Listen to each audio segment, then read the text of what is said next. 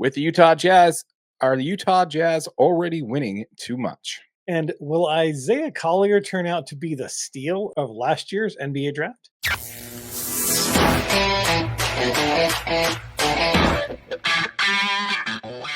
Let's go ahead and jump into some of the Utah Jazz content we have this week, shall we? Yeah, let's do it. Let's do it. Isaiah Collier, man. I think he's a player that we absolutely have to talk about. Obviously, he's a rookie point guard, been making huge strides in the last couple of games. He was selected 29th in the last year's draft. And he's really had a great couple of games, right? And right out the gate, it kind of looked like Kyle Filipowski was going to be the one that got away, right? He kind of stuck into the second round. So my question is, what's your thoughts on Isaiah Collier, and is he going to be the steal of our draft for last year? Well, that's a very good question. So, Isaiah Collier, I definitely think he's going to have a position to be the steal for the draft for this Utah Jazz team. Obviously, just because of where he was picked in relation to, you know, how Keep in mind, this dude was the number one recruit out of high school going into USC last year. Yeah, and I think that's really what hurt him. I think USC was just a mess. It was for that squad. There's just a whole bunch going wrong there, and I think that negatively impacted his draft stock, which I think really helps Utah Jazz when it came to picking him where they got him. Do I think he's the steal of the draft? I don't think he's the steal of the draft. I think the question is more, is he the steal for the Jazz in this draft? Maybe not the steal of the whole draft, but is he the steal for the Jazz? Very good question. So let's go ahead and break it down. So he had a great game against Brooklyn, right? Great game. 23 points, 7 assists, 7 rebounds, 50% shooting from 3, and 56% overall from the field. However, that was the first time that he hit double digits in the month while averaging 27 minutes per game in January. He was playing that many minutes due to Keontae George's injury, who is back tonight, by the way. And that's actually only the second time this season he scored more than 10 points. So while I'm trying to put hesitation on that, I think it's important for people to realize that, yes, he had one great game. Does that really pivot over to something more?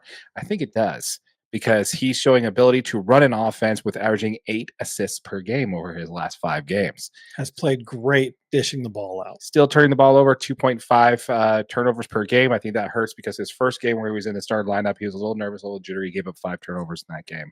Yeah. But he is really working with the dimes, man. I think, and you're going to like this. This is going to be a bold comparison here. I really like his comp compared to D. Will. Really? Think about it just for a second. Give me a second on this one. Now, bear with me. He is the exact same size, 6'3", 200 pounds. They're both the exact same size. Now, the Utah Jazz were in a much different position where they needed D. Will to be the point guard for that team. Remember, he did not start right out of the gate. He was coming off the bench, but that was a team that needed him to win and was not trying to lose games. Yeah. In this situation, Isaiah Collier was brought in 40 games into the season there.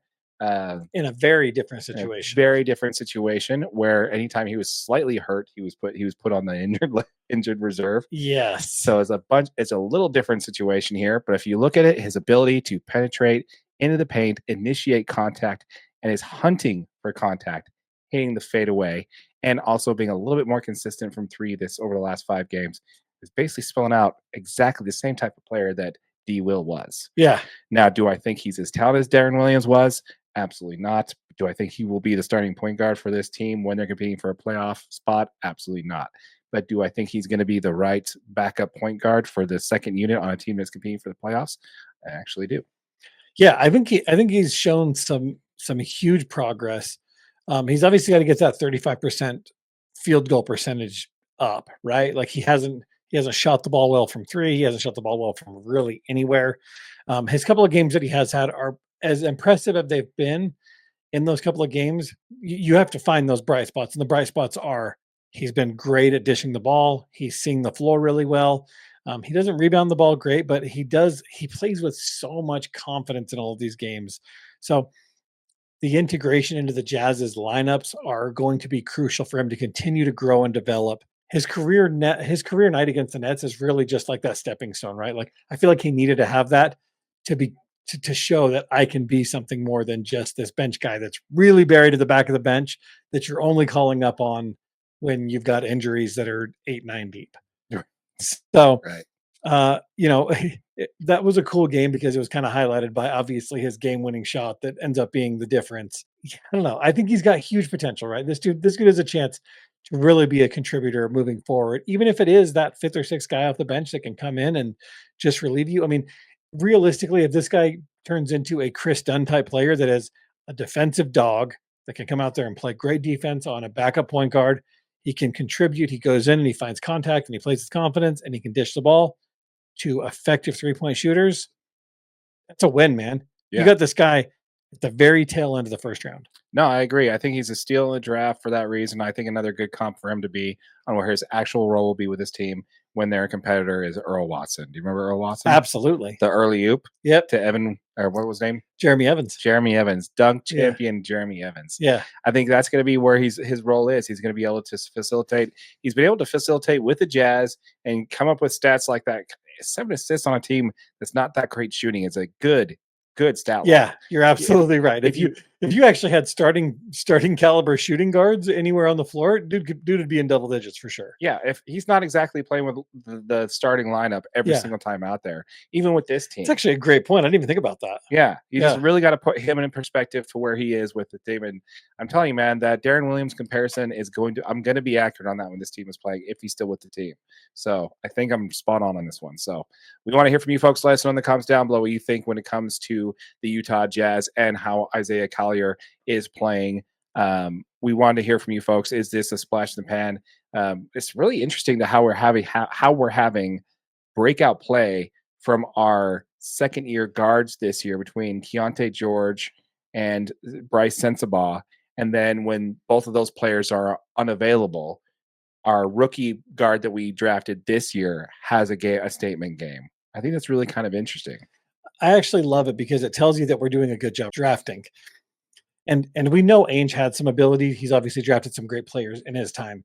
And knowing that we're drafting players that can fill your bench up with talented guys that are probably going to need an opportunity, like a full-time opportunity somewhere else. That's great for restocking. You know what I mean? Like if you can hit on a lottery pick, it makes your ability to get good faster much, much better. Mm-hmm. So no, this is going to be great. I do think that, actually we got a comment. I want to see this one real quick. Greg says Jazz beating Charlotte right now. Pretty sure basically the entire squad is out too. Yeah. Yeah, that's not good. Yeah, well, that's actually going to transition quite well into what we're going to talk about next, which is you want to go. Oh, I'm the one who makes the. We're talking about that, right? Yeah. So yeah, this one, man, is quite simple, man. The Jazz are just winning too much. They're playing tonight against the Hornets. They are one of the 4 teams that are worse, that have a worse record than the Utah Jazz have. And the Jazz are sitting at a record of 10-28 at the time of recording. Like you mentioned there, Greg, that's probably going to go up 1 tonight. We aren't even halfway through this season, and we already have 10 wins. To me, that is too much wins that we have, and we're not even trying to win right now. Yeah, I mean, it's really unfortunate because as much as you want your team to win, right? It's great for morale. It's great to see these guys getting together and winning games and putting together runs that are fun to watch. And being a Jazz fan, like that's part of being a Jazz fan, is like watching this team mold together.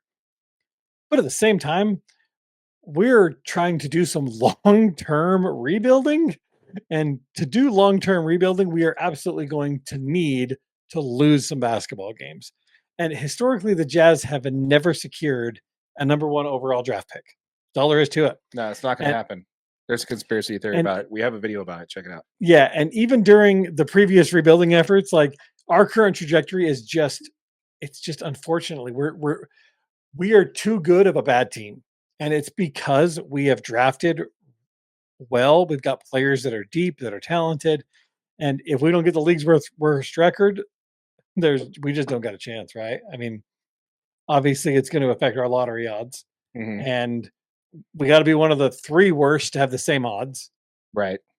And we're not going to be one of the 3 worst. We've just got too much talent, too deep. So yeah, I mean, these occasional victories, they provide immediate gratification because it's fun to watch this team win, right? It's fun to watch these players play good, do good things, have great games. but unfortunately, it's negatively impacting this team's positioning in the upcoming draft.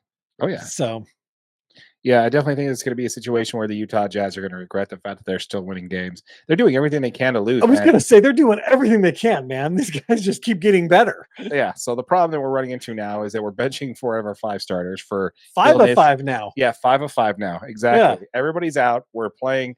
I'm surprised the Jazz aren't getting fined for tanking right now. dude, Like, you're benching everybody. Everybody's on the bench. Like we got guys that are just for injury management. You know what I yeah. mean? Like And yet somehow LaMelo Ball and still can't beat us. still is not beating it. A bunch of ragtag guys from the G League, and LaMelo Ball still can't beat us. Yeah, it's pretty bad. It's pretty bad.